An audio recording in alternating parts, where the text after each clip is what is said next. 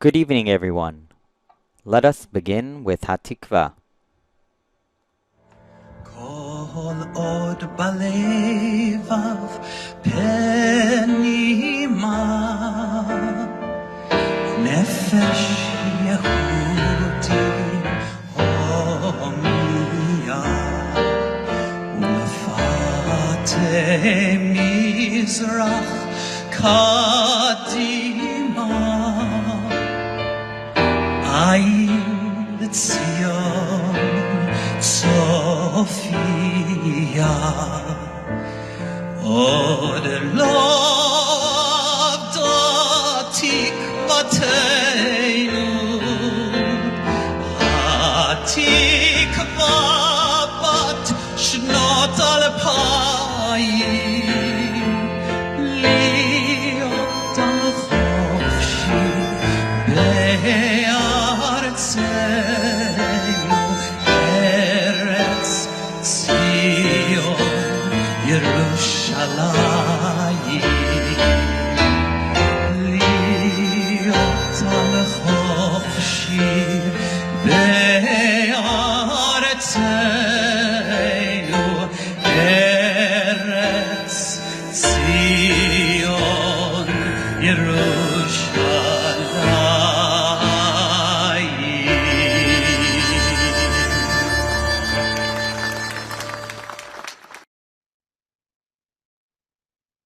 On behalf of the rabbis of the Rabbinic Advisory Council of State of Israel Bonds, I offer these words of prayer this day, these words authored by Rabbis Ehud Sela and Reuven Kimmelman.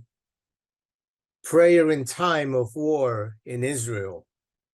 Eloheinu ve'Elohei Avoteinu, our God and God of our ancestors, you know that the Jewish people are one nation with one heart, and today that heart is broken. With the grim news of so many of our sisters and brothers in Israel killed, wounded, kidnapped, we turn to you. Harofeh lishborei lev, the healer of broken hearts, be with our brothers and sisters who have been taken captive, and with the families of the victims. Watch over the hostages, break their bonds, and bring them out of darkness to light. Comfort the families of all those murdered, bring them under the shelter of your wings. Bring complete healing of body and spirit to all of the wounded. Bind up our wounds and grant us healing. Tzur Yisrael, rock and redeemer of the people Israel, bless the state of Israel during this time of war and tragedy. Guide its leaders with your light and your truth. Help them with your good counsel. Shield Israel with your love and spread over it the shelter of your peace. Shomer Yisrael, guardian of Israel, strengthen and bless the defenders of Israel, who stand guard over our land, on the land, in the air, and on the sea. Deliver them and crown their efforts with triumph. May their enemies get their recompense. May the Holy One preserve, rescue our soldiers from every trouble and distress, and send blessing and success to their every endeavor. May we merit the promise of the psalmist, Hafachta mispedi lemacholi pitachta saki v'ta'azreni simcha. You turn my mourning into dancing, my sackcloth into robes of joy. God, protect, preserve, and restore peace and wholeness. Oseh shalom bimromav, hu ya'aseh shalom, aleinu ve'al kol Yisrael, ve'imru amen. And let us all say, Amen. Am Yisrael Chai. Welcome, everyone, and thank you for being here during this extremely difficult time when Israel is at war. I am Howard Goldstein, Israel Bond U.S. and International Chairman of the Board. These are not only devastating times, they are unprecedented times, as the attack that started on Saturday during Simchas Torah was the most horrible, vicious, and horrific one since 1948. Images from the news and on social media are disturbing to say the least, and it is non-stop, day after day, hopefully end soon. We realize tensions are high, and it's unsettling to watch what is going on in Israel, while many of us are so far away, feeling helpless. But I want you to know there is something you can do. And we at Israel Bonds are here today to make that clear. We stand with Israel now and always. I have been watching Lieutenant Colonel Jonathan Conricus every day from my TV set, and you've been in our household since the start of the war, since Saturday, and you have become like Mishpucha. Colonel Conricus is the Israel Defense Forces International spokesperson. It gives us a chance to come together today as a community, allowing us to shed some light on the atrocity in the place we hold so near. We are all part of the Israel Bonds family, so it's my pleasure and privilege to be introduced to you, my friend, and the Israel Bonds president and CEO, Mr. Danny Neve. Thank you very much, Howard. Welcome everyone for this important briefing. Last Saturday, it looks like already decades ago, it was past midnight here in New York, 6:30 in the morning in Israel. I have on my phone the app of the Israeli Defense Forces. It's called Pikud Ha'oref. Whenever there is a siren in Israel, I get an alert on my phone.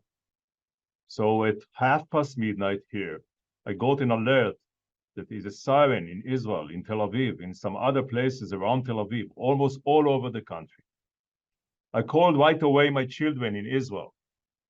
I called my daughter in Tel Aviv. She woke up and she told me, no, I haven't heard anything. But about 20 seconds after that, I heard with her the boom of the rocket that fall like 20 feet from the building where she lives with her boyfriend. And only hours after that, her boyfriend, a commander in one of Israel's elite units, already led his soldiers in terrible, tough fight against Hamas terrorists. Unfortunately, he lost a few of his soldiers as part of that battle. Shortly after, we started to get these terrible scenes, terrible pictures of the atrocities that these animals have made. The babies, the elderly, that were murdered in a brutal way or kidnapped to Gaza. My mother is 94 years old. She is a Holocaust survivor. She survived Bergen-Belsen. She lost her entire family by the Nazis. She called me. Danny, she said, the first time since the Holocaust, the pictures of the massacre that I witnessed myself came again in front of my eyes. But then she said, with one main important difference. This time, we have the IDF. We have our brave soldiers. I have my grandchild, my child, that are fighting for Israel and protecting the future of the Jewish homeland. A very challenging and tough war campaign is still ahead of the state of Israel. Unfortunately, terrible to say that, probably more life will be lost.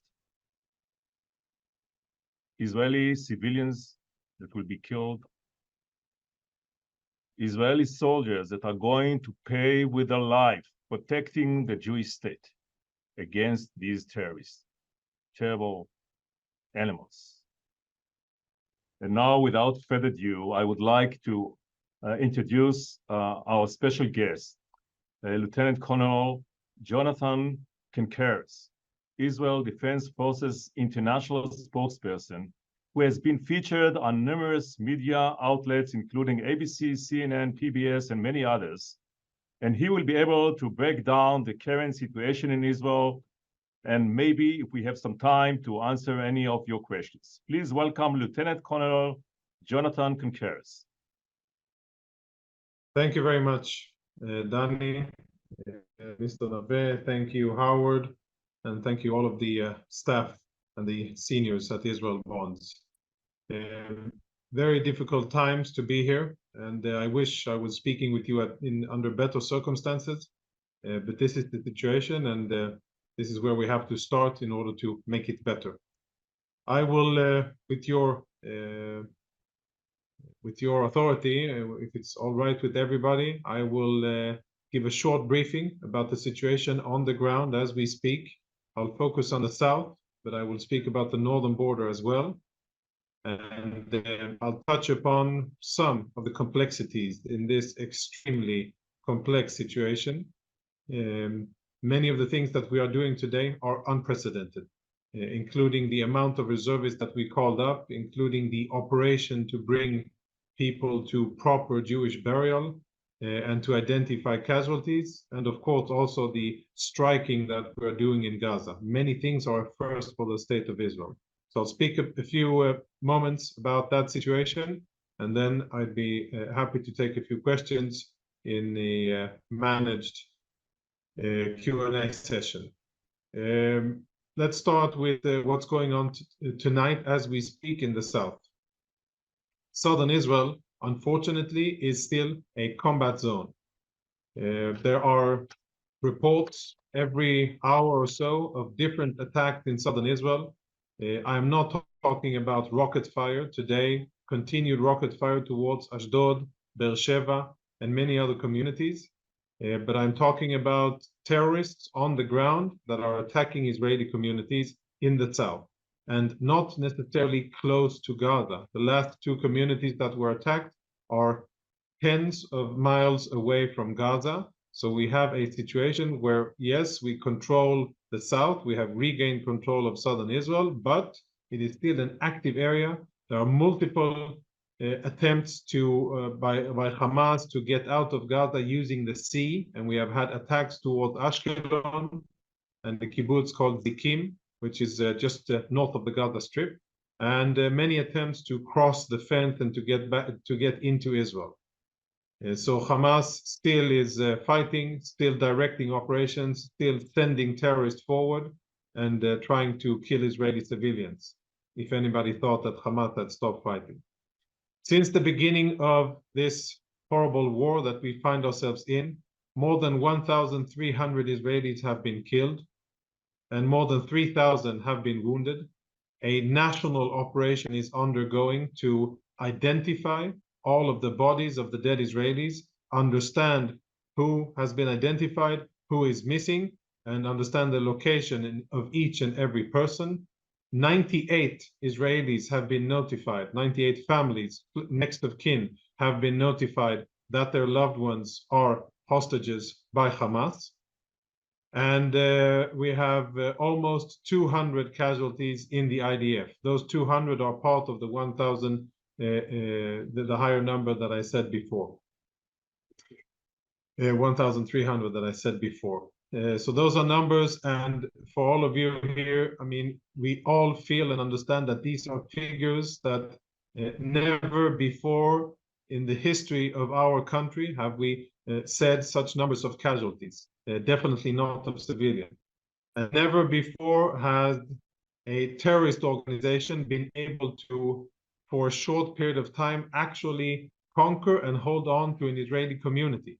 It took us hours to free some of the communities in the south, for instance, Kibbutz Be'eri, where there were more than 100 Israeli casualties, all of them civilian, many of them found with their hands tied behind their backs and executed, or burnt in their houses. or dismembered or executed out on the street. And some of them we know have been taken into Gaza and are now hostages at the hands of Hamas. The hostage situation is an extremely sensitive situation, also unprecedented in our history. I think we are the only country that so far has been is facing such a challenge. So many of our citizens, so many of our civilians are held in Gaza in locations that are difficult to get to. And I can assure you, and I'm using the words of Lieutenant General Herzi Halevi, our Chief of Staff, who said so today, we will not rest until they are returned.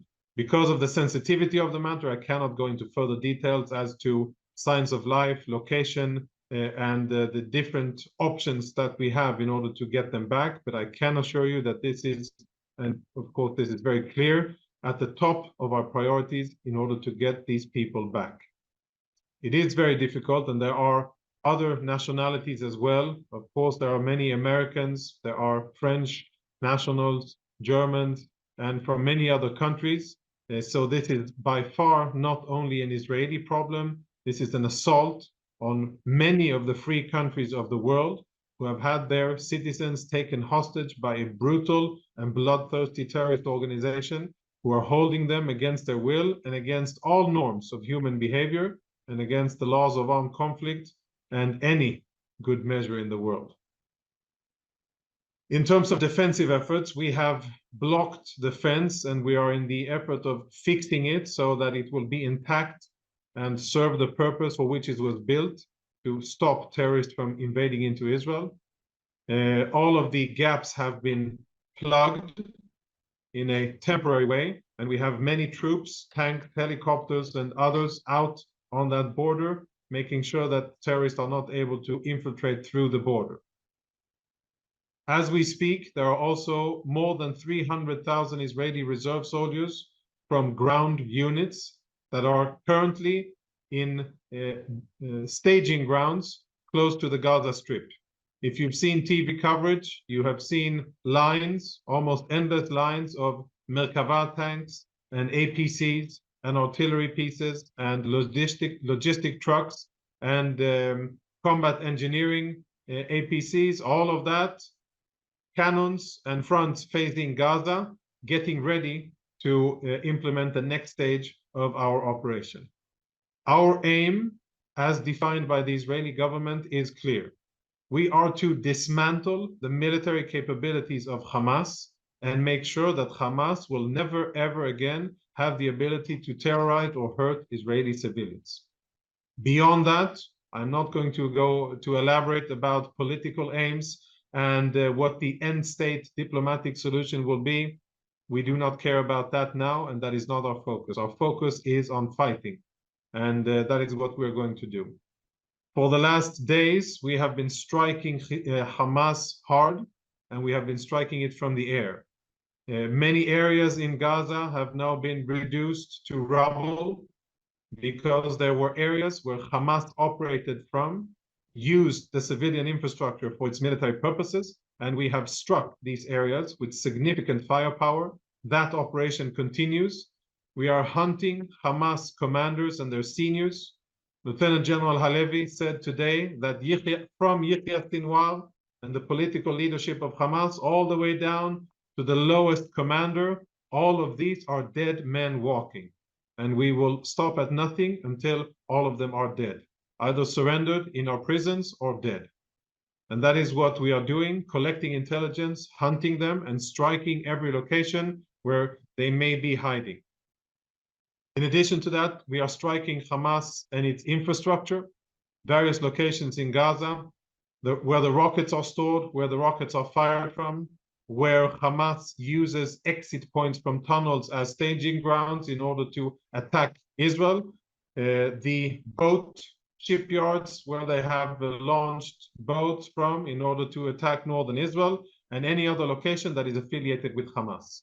For those of you who have been disturbed by the images in TV today of harsh images from Gaza where you see the destruction, and you ask yourself, why is the IDF attacking what looks like civilian buildings? Let me explain.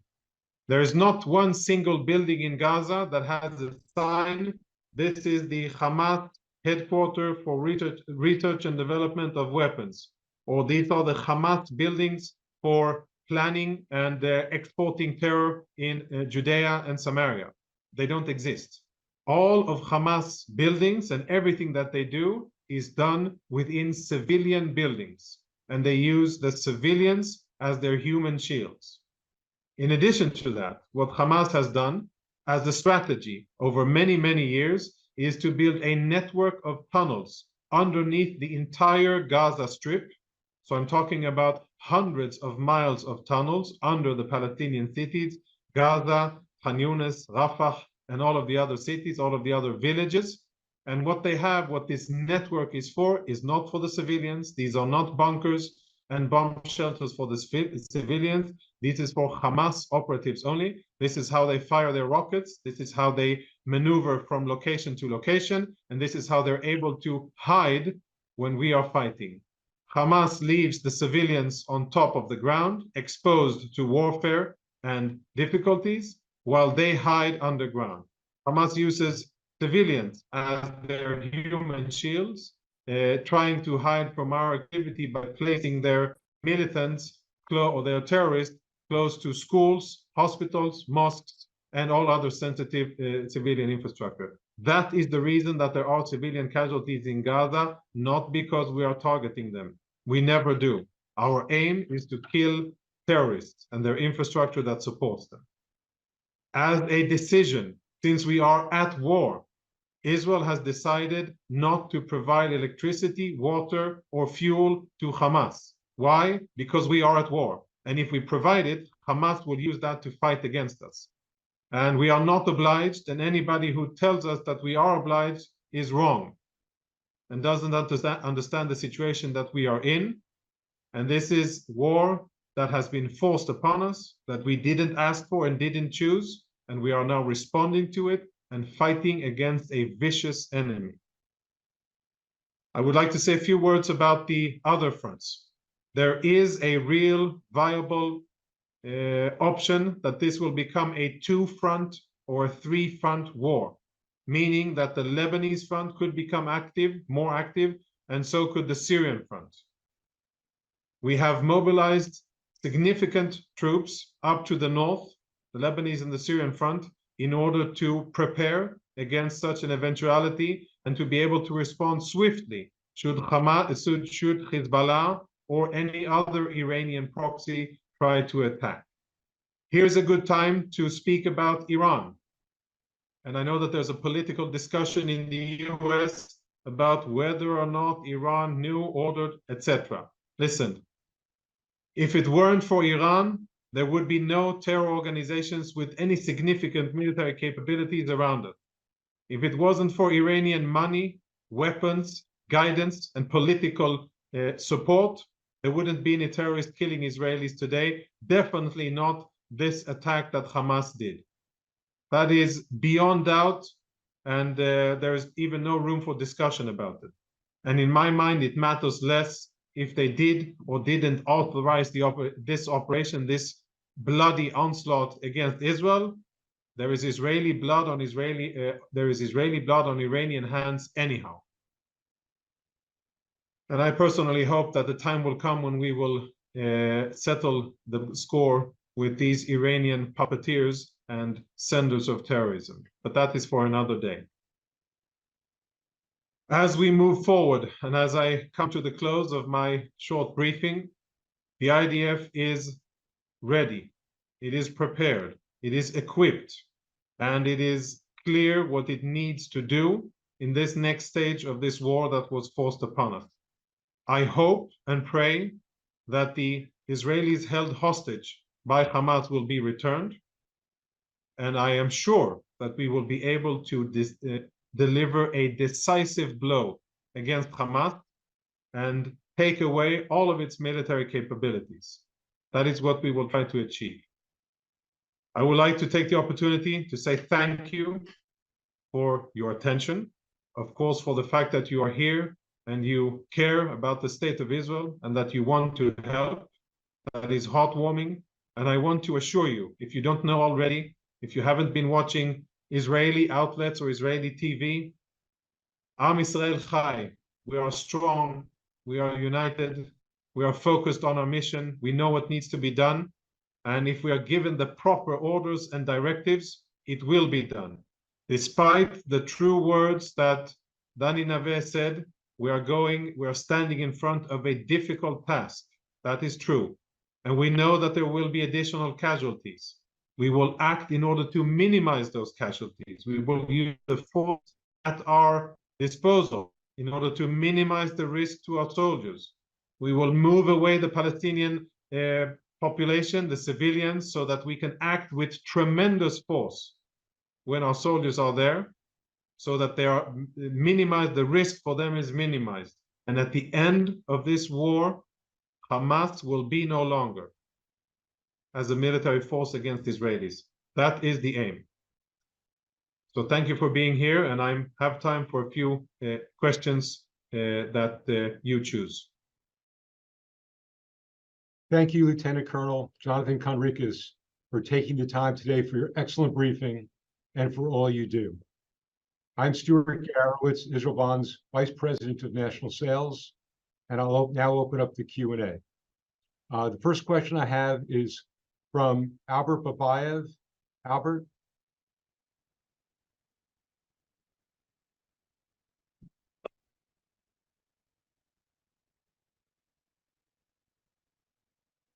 Soldiers. The Gaza Strip is one of the most densely populated areas in the world.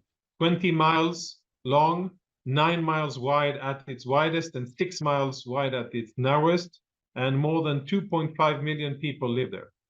It's a location that a terrorist organization has had the ability, the funds, and the resources, and the time to prepare for combat, and they have prepared it for combat. The subterranean domain of Gaza is very significant. Hamas, for sure, has prepared this domain for fighting with IEDs, with booby traps, with explosives, with tunnels, and many other things that our troops will have to deal with. The urban terrain is extremely challenging for any military to operate in, just like the US Armed Forces have unfortunately learned themselves or experienced themselves in Iraq and Afghanistan, in other locations, and just what like any military knows. So we knowingly understand that this is a very hostile, challenging, and complex environment to fight in, and to compound that challenging situation, there are also 2.5 million Palestinians in there that need to be out of the way so that we can focus on the terrorists, find them, and kill them. And this will be challenging. So the risk for casualties is high, and we will try to use fires, deception, maneuvers, and many other things in order to get the job done at the minimal cost. But we know that there will be a cost. As to the second part of the question, timing, etc., I'm not going to go into it. It wouldn't be wise to advertise exactly our intentions, but I think Hamas understands what is coming, and I won't elaborate further about timing, locations, etc. Thank you. Our next question comes from Lauren Kramer. Thank you, Stuart. Thank you, Lieutenant Colonel. I know you spoke a lot about, the hostages, but a quick question. Are you able to kind of understand the approximate whereabouts of the hostages to make sure that we avoid it, so to speak? Yes, this very sensitive topic. We can assume that Hamas has hidden the hostages underground. We can assume that they are held in various locations that Hamas prepared beforehand. And we can also assume that Hamas understands that we are using every asset at our disposal in order to find out where they are and eventually to get them out. And as such, it will be difficult to understand and locate them, and it will be difficult to get them out. But that doesn't mean that we won't try, and it doesn't mean that we won't succeed. Whenever information comes to us, or whenever we get access to information about any of the locations, of course, that influences the planning of our strikes and attacks, needless to say.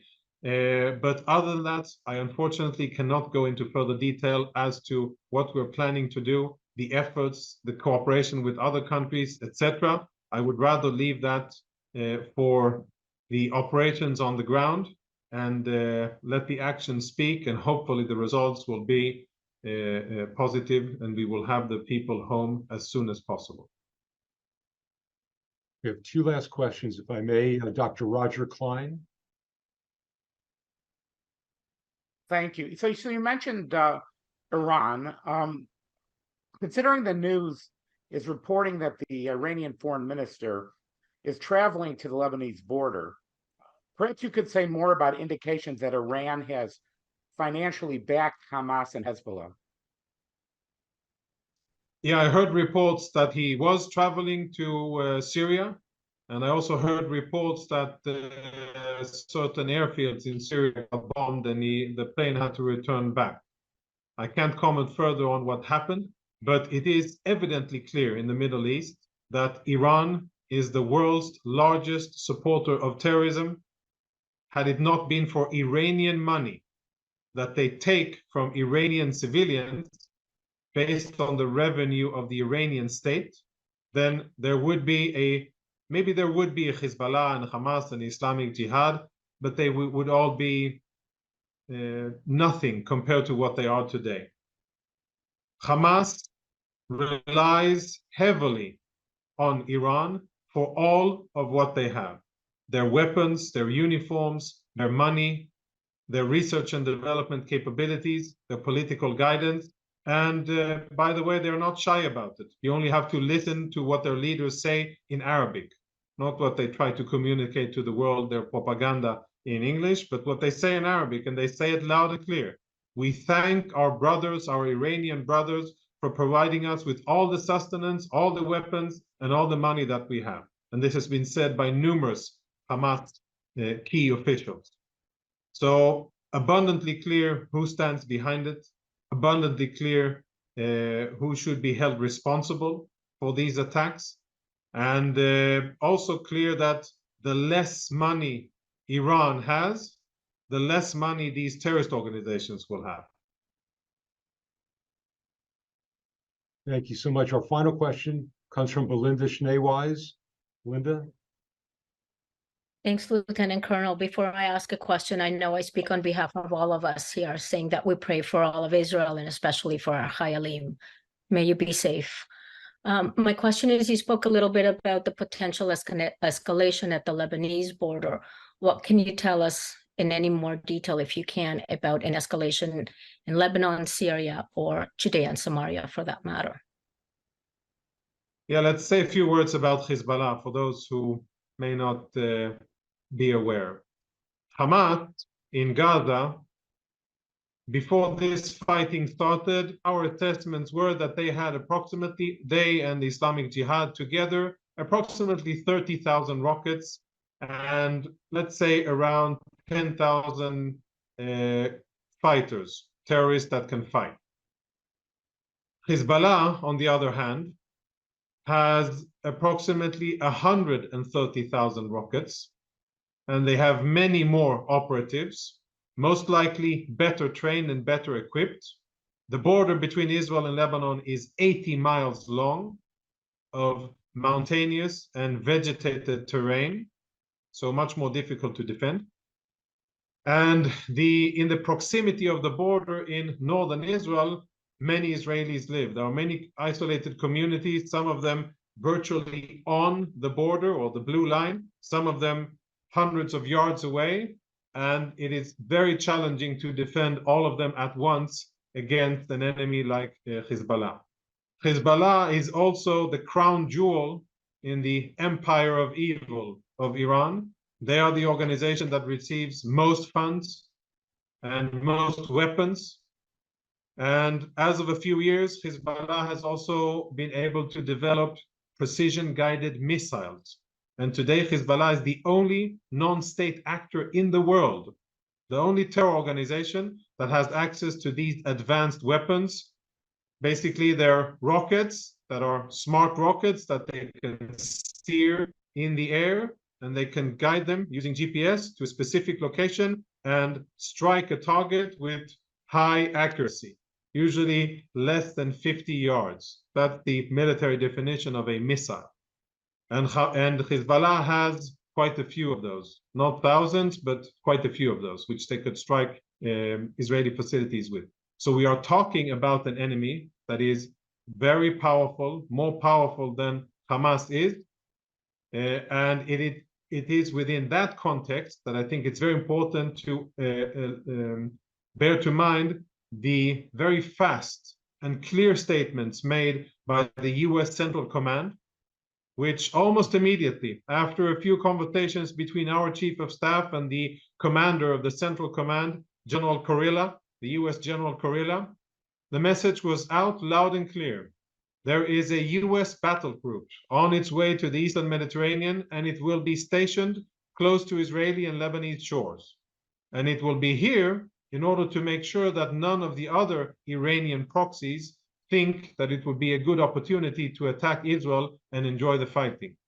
And to that effect, statement made by President Biden, shortly saying, if anybody of you are thinking of joining the fighting, don't.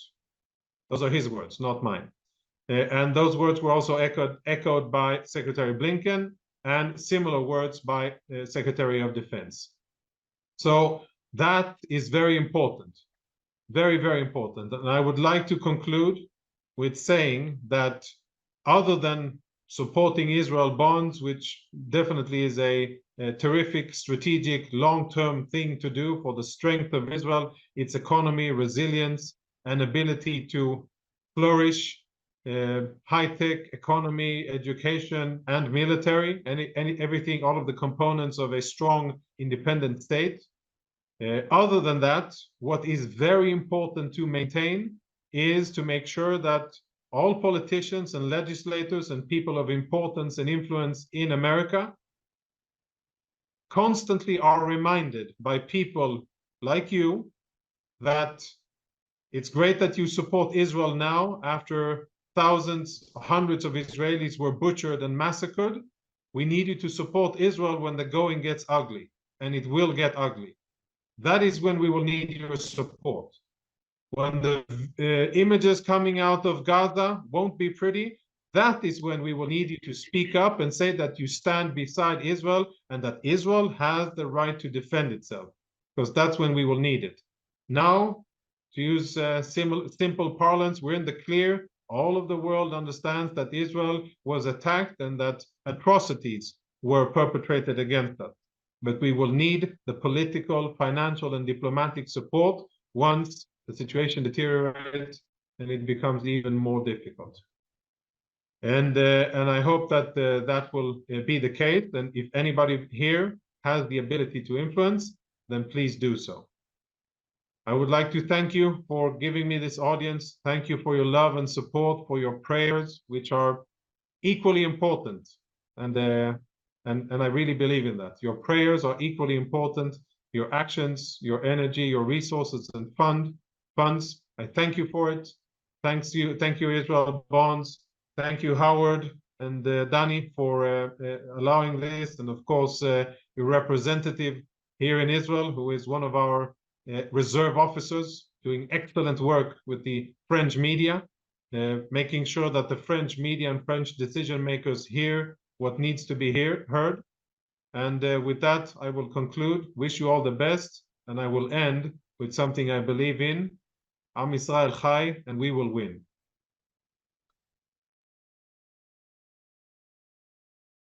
Thank you, Lieutenant Colonel Jonathan Conricus, for your insightful briefing on the current situation in Israel.